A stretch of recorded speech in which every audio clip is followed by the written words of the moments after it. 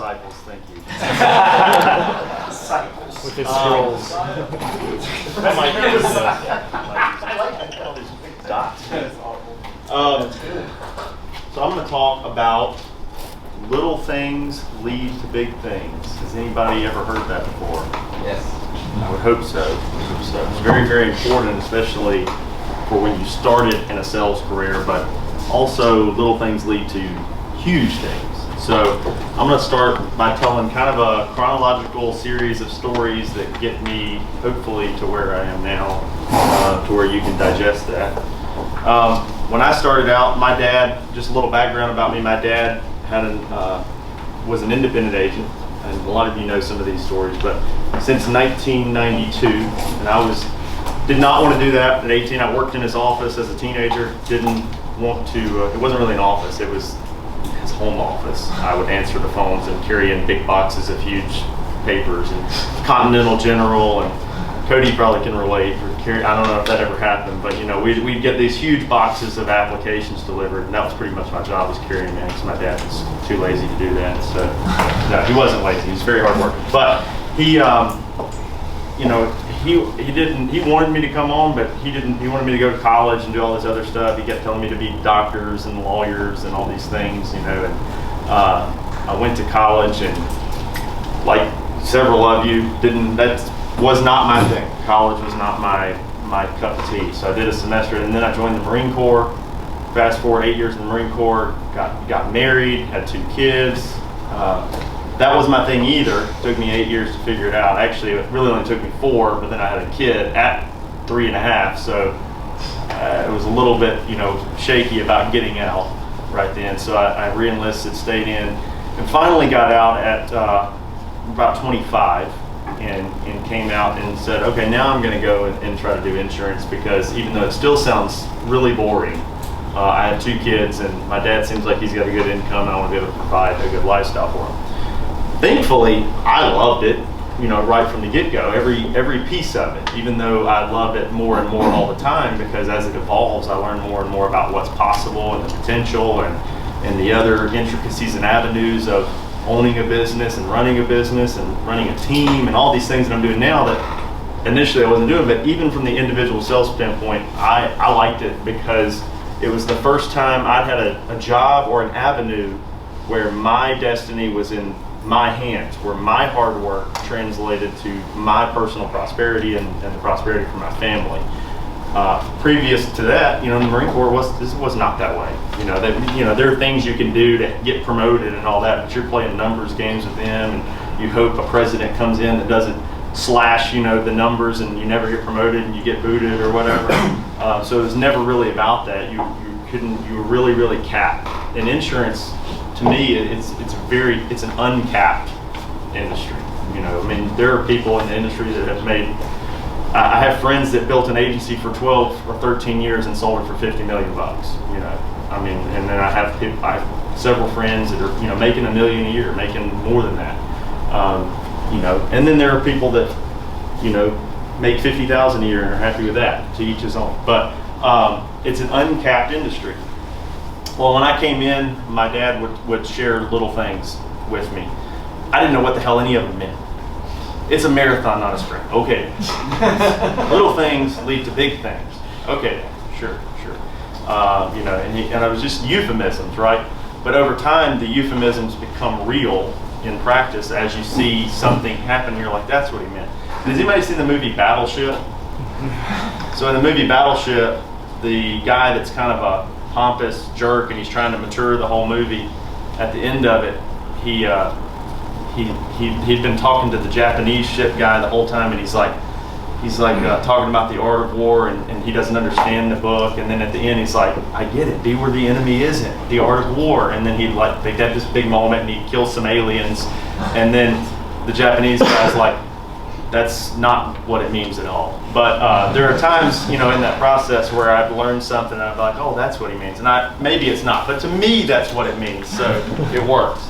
So little things lead to big things. The first story I want to tell you guys is my AT&T retiree story. It's the first big gold mine I fell. So when I first started, I had me a little Toyota Corolla, and I was putting around, running down direct mail leads. Actually, at first, my dad would say, hey, I have somebody I don't want to go see, you go write it. And then I'd go write it and be like, hey, I wrote these applications, great. He would take the money and I got nothing. I was like, this sucks. So I didn't want to do that. So I started buying direct mail leads and going out and doing it on my own. And so I was going out in my Corolla, knocking on doors with direct mail. Hey, you filled this out?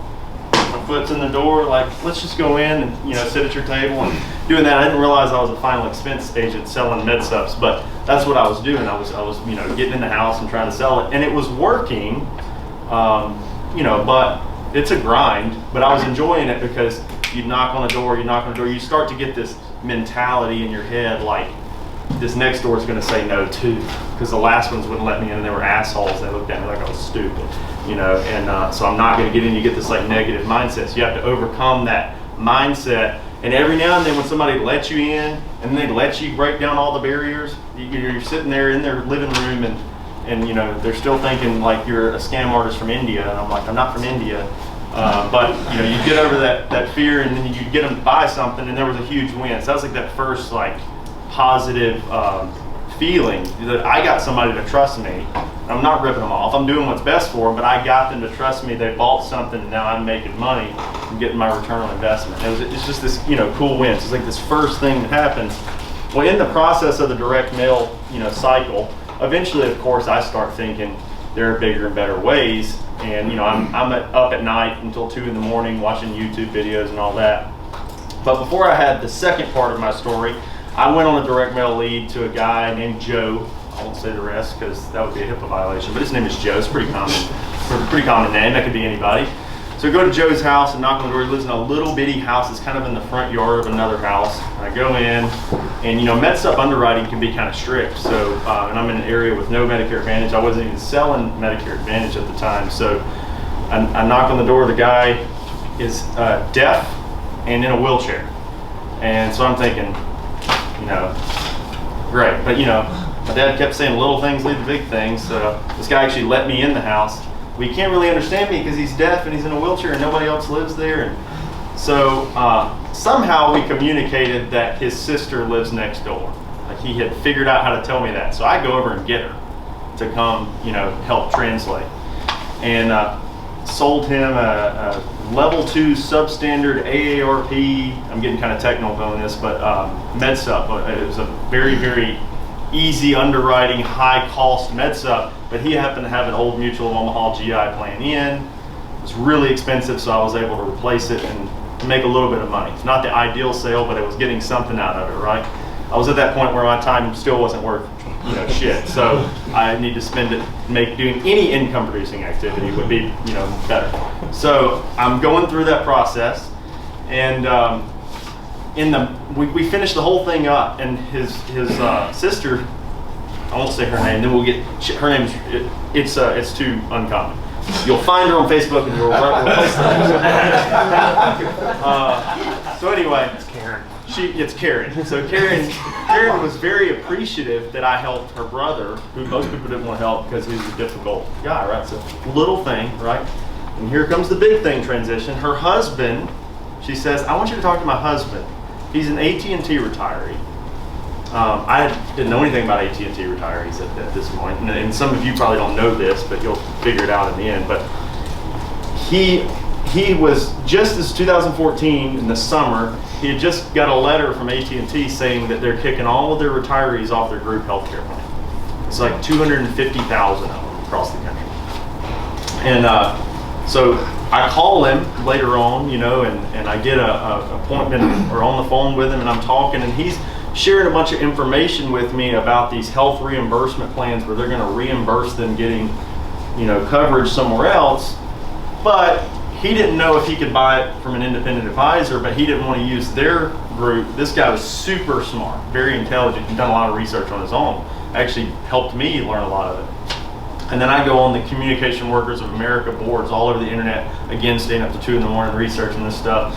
Find out, oh, you can buy your MedSup somewhere else as long as you get your drug plan through the health reimbursement company and you continue to get access to all the reimbursement money. Again, kind of the technical scenario.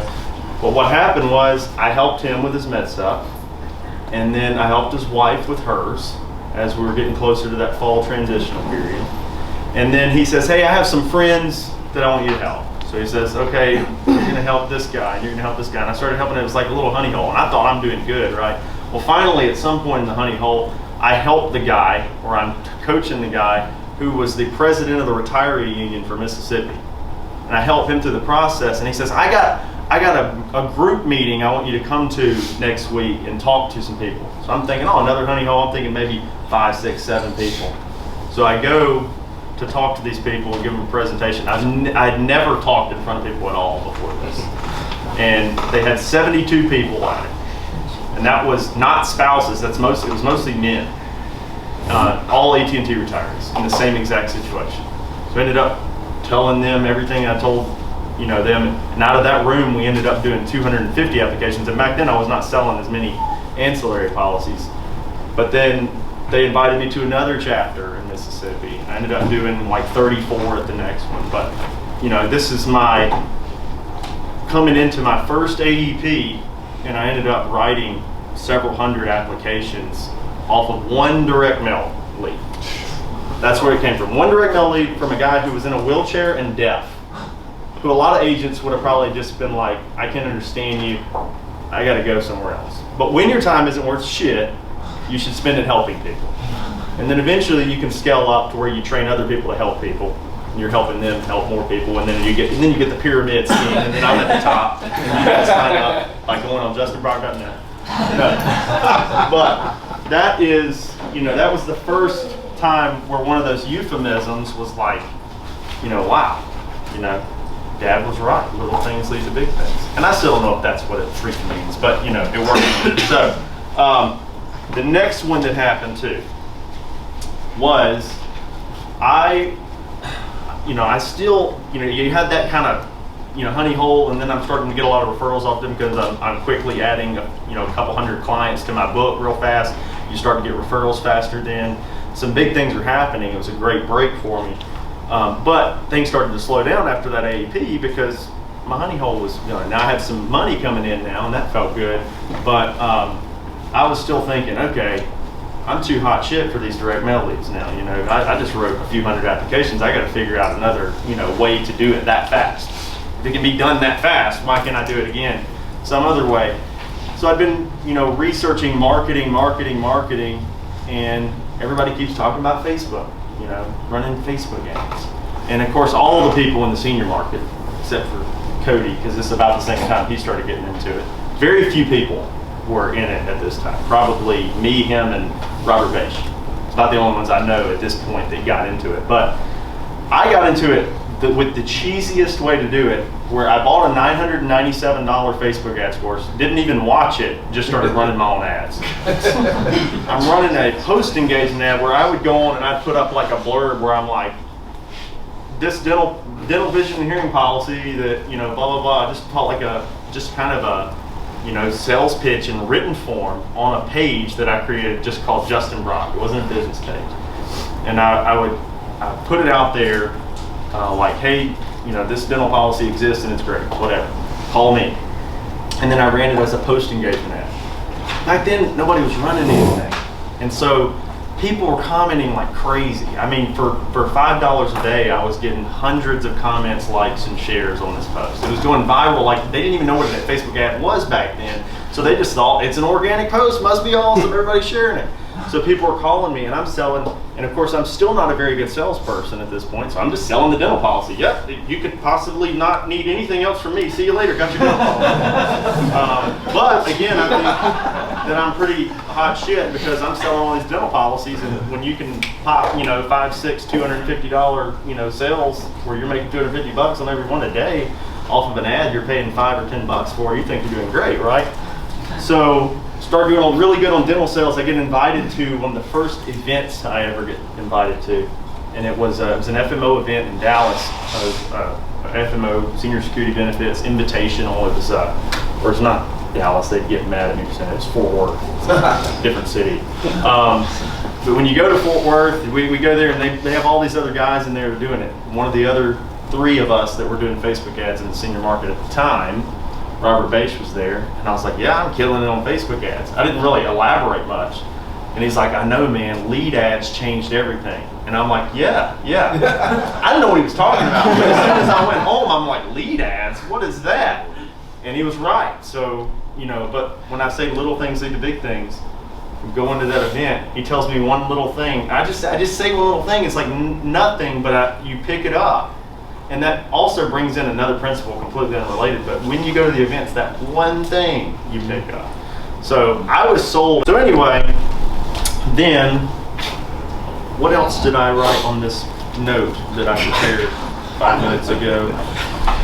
So then I said, Russell Brunson, who's a guy I started watching a lot of. I never bought a lot of his stuff except for ClickFunnels, the software program. And in the process, he gives you a thing called, and if anybody's a member of ClickFunnels, you should check it out. It's called the Affiliate Boot Camp. And so he gives you all this training that he sells for free if you sign up to sell his products. Now, you never have to sell his product. You sign up for it, you get like 100 videos for free. So I went through like the first 4, and he talks about one principle that relates here. Marketers ruin everything. Thank you, Landon.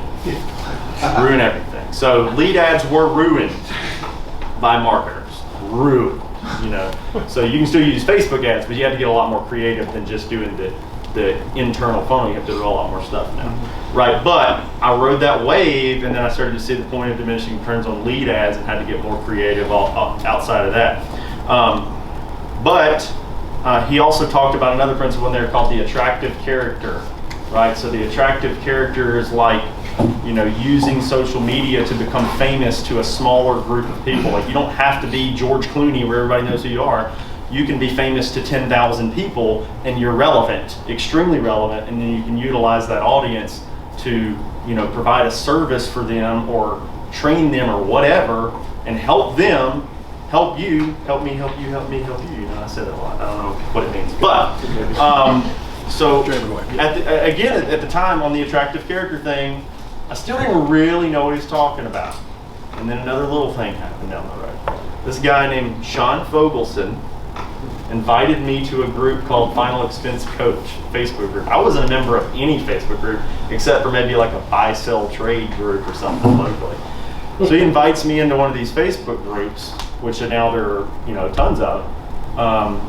But he invites me in, and I started.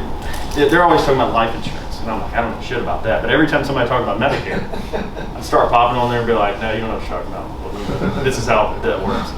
And so eventually Sean's like, hey, everybody keeps wanting me to start a Medicare group. I don't know anything about that. So why don't you start it? And then I'll just throw my head up there with your head. And then, I'll just get some branding off of you running it. And I was like, okay, cool, whatever. I don't even know what this means, but we're going to do it. Well, Sean Fogelson got out of the insurance industry completely, and eventually the Medicare group just really, really took off. And that attractive character concept became real to me. So all because I got invited in a group and was making some comments. It's just like you guys talk about being on Facebook and just being a resource for people. People start feeding you leads. Well, now out of Medicare Gurus, I get referrals all the time for states that people don't want to write Medicare in. I get agents that don't write Medicare that are in the group that get a Medicare lead and send it to me. Health insurance leads, all kinds of stuff from that. That's one thing. It's something I never even anticipated. Another thing that comes out of it is I was able to set up training platforms and connect with more and more agents. And the cool thing is a lot of times I'll sell training. I do a lot of it for free, but I'll sell some, and in the process I learn just as much as I teach. Because like every one of you, I'm mentioning all of you because you've all said something today that, anybody that's talked and last night that resonates with me. But Josh, is so young in the industry that he doesn't understand how good he is right now. And so he'll say things like, I don't have value to bring. It's like, dude, you probably have as much or more than half the room to bring. You just don't get it yet, because you haven't figured it out. And so if I'm going to impart my 32-year-old old age wisdom, which makes some of you laugh, but if I was going to impart any of that on you, it's that just, have some of that self-realization that you do bring a lot to the table and you're going to bring more and more. So anyway, guys, little things lead to huge things. And I'll leave it with this. A lot of people would mention Part D as kind of like, I don't mean don't write Part D, just have somebody else write it. That's true. I'm trying to write as little of the actual insurance in the office now as possible and hedge out of being that frontline person. But we have a $300,000 annual Part D renewal chain just off of those little drug plans. So, you know, you want to talk about like an actual numbers game of little things. It's the thing that when I came in, my dad said, we don't write those, we just enroll them on Medicare. I was like, but you're doing all the work anyway. And we were getting certified. We were taking the AHIP and we were doing all that just in case we had to write an Advantage plan, which he didn't want to write. And, you know, I was like, well, we're doing all of it. We're getting certified, we're doing it all. Let's just write them so that we're getting something off of them. Now every spring we get about 300 grand in Part D renewals, which goes a long way to cover my marketing costs, because Landon ain't cheap, man. But anyway, guys, I appreciate you listening to me. I hope that you got something out of that. I know I'm getting a lot out of you guys, and I really appreciate Cody and everybody throwing this. This is awesome. I hope it becomes annual or even more often. It's awesome.